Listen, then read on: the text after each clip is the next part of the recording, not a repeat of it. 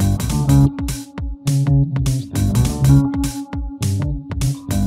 Begin. Hello, and welcome to In the Court of the Wenton King. This is a one-off special this week. It's an interesting one. It's a bizarre one. It's a worrying one. I'm worried about this review because I don't know what the hell we're going to say.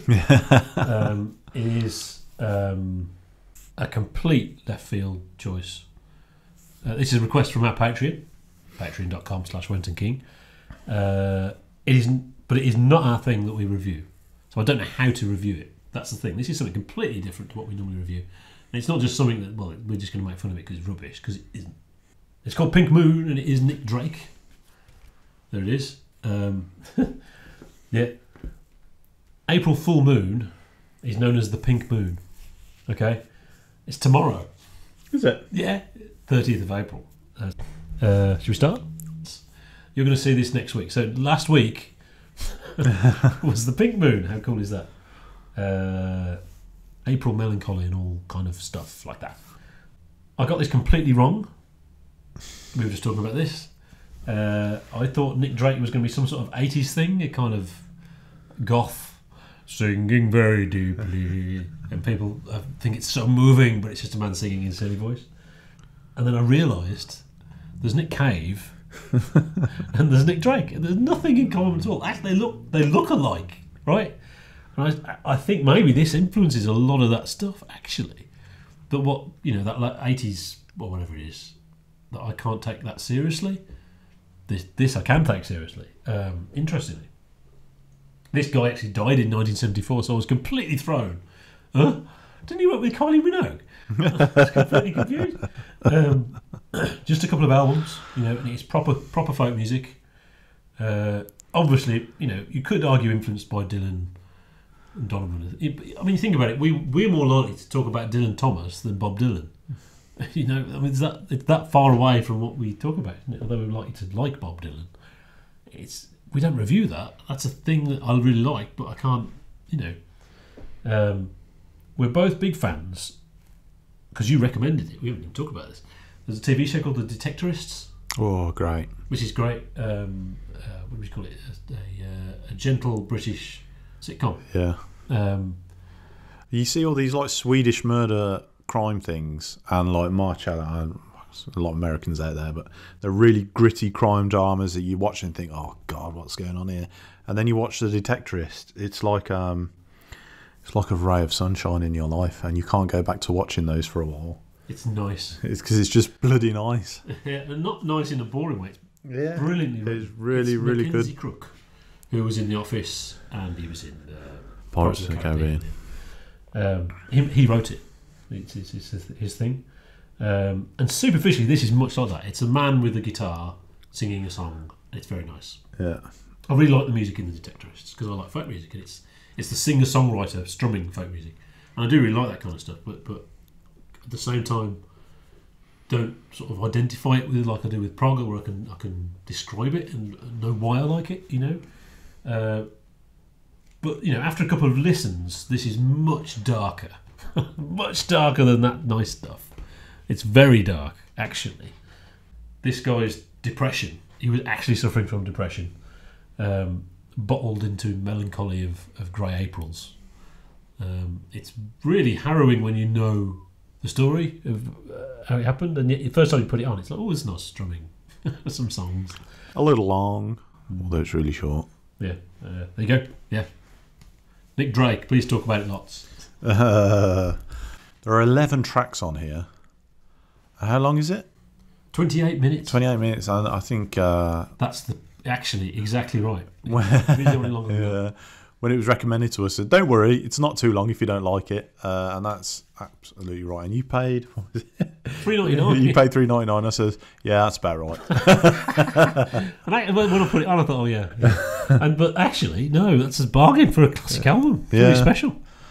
The specialness did not transmit to me, I have to admit, when I listened to it.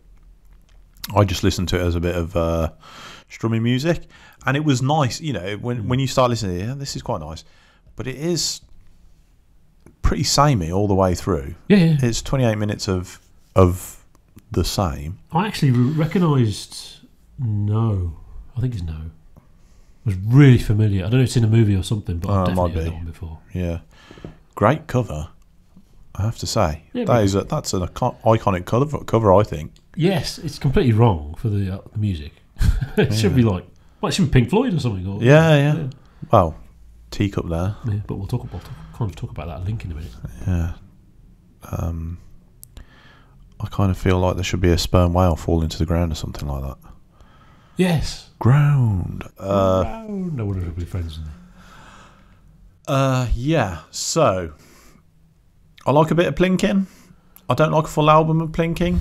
It's only 28 minutes. But it's 28 minutes. That's now an EP. Yeah, so you can get through it, and it's only $3.99.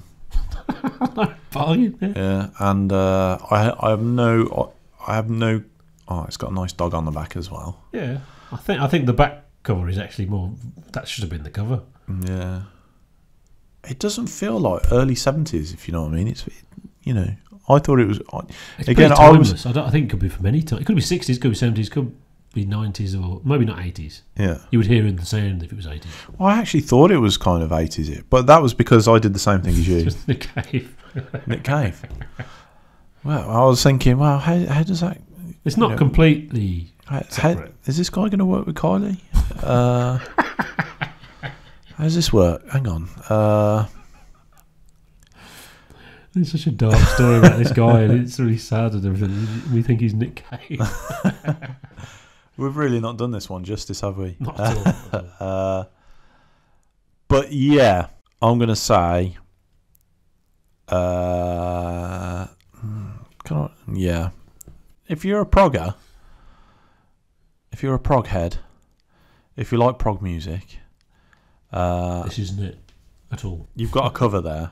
You've got a prog cover. You've got a prog cover. Yeah. It's actually better than most prog covers because most prog covers are rubbish. Well, they could have sold that to Yes or someone and they have a better cover. Yeah. Well, he's a good looking chap, look. He does look a bit like Nick Cave. Mm. Or at least, well, I think maybe the only pictures of him, I don't know. But bum chin, though. Yeah. A terrible affliction. No, yeah. I mean, it was all right, I thought, I can listen to a bit of plinking plonking. It doesn't.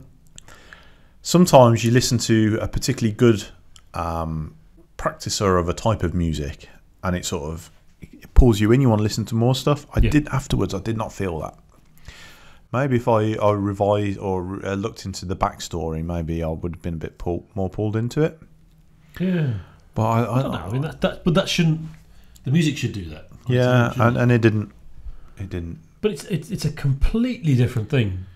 It's not rock and it's not prog. Yeah, and the whole we're going to get ideology of it is just different. We're going to get angry comments that we didn't do an analysis of the lyrics. We don't do lyrics. Yeah, we're not lyrics, and that's an interesting thing that I love stuff like this because, of course, obviously lyrics are such a huge part of it. It's poetry, And I don't listen to the lyrics, but I really like it. Yeah. He suffered. This guy suffered from depression and actually committed suicide in 1974. And the thing about this album is, it's near the end. It's his last album. It's his third album. It was already all over. In that, the second album came out and it wasn't a big hit, but the record company wanted him to, do interviews and all that kind of stuff, and he refused. And it turns out he was taking an unbelievable amount of cannabis and probably took a whole load of other stuff as well. And I was going to say cannabis would just chill him out, you know what I mean? It depends how much of it you have, I suppose, isn't it? And managed by Joe Boyd. It's another Sid. His songs are better than Sid's songs. Sorry. I've got a bike. Yeah. Best song ever. So strange that Joe Boyd picked up on the darkness of the mind. Something. So by this time, he was already messed up, basically, because he didn't want to. It was the previous album he wouldn't promote. That's a real Sid thing. I'm not doing Top of the Pops. I'm going home. Well, you'll be famous if you do Top of the Pops. No, I'm going home. So yeah, he was from Tamworth in Arden. Oh. Which is very nearby. and he went to the same college as my brother at Cambridge, which is not a big famous college. It's quite an obscure one. Interestingly, not interestingly. That is strange. I mean, he could probably have done anything he wanted then. Yeah, I'm not going to egg this because the eggs don't relate to different bands in prog. Yeah. And they're designed to rate prog, so that's complete. I'm not going to say an egg number. It's just meaningless. I like it. It's good, and I imagine some people really, really, really like it. And I can understand that because it's very good. Sorry, but this was a request from on Patreon. Interesting. Yeah. Interesting idea. Yeah. To do that. Yeah. We apologise to any Nick Drake fans we've attracted by doing this video, and we apologise to any Nick Cave fans who we've attracted from this video somehow. I'll probably put him as a tag. The video is Nick Cave and Kylie Minogue. Right. So next week we're back with something.